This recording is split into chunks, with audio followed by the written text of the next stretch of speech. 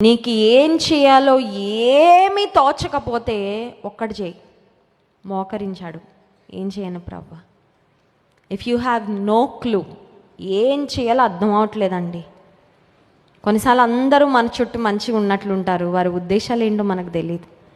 కొన్నిసార్లు జీవితంలో చాలా ప్రాముఖ్యమైన నిర్ణయాలు తీసుకోవాలి, ఏం చేయాలో అర్థం కాదు. ముందుకు వెళ్ళాలా, వెనక్కి వెళ్ళాలా, లెఫ్ట్ వెళ్ళాలా, రైట్ వెళ్ళాలా, we don't have a clue. ఏది చేసినా ఏదన్నా చిన్న తేడా అయిందంటే చాలా పెద్ద నష్టం చవి చూడాల్సి వస్తుందండి. ఏం చేయాలో తోచకపోతే ఆలోచనకర్త అయిన దేవుని దగ్గరికి వెళ్ళు, గో స్ట్రైట్, మోకాళ్ళ మీదకి వెళ్ళిపో.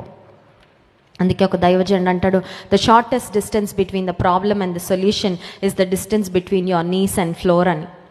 సమస్య యొక్క పరిష్కారానికి మధ్యలో ఎంత దూరం అంటే మన మోకాళ్ళకి నేలకి మధ్యలో ఉన్నంత దూరం. అంటే ఎంత దూరం అండి?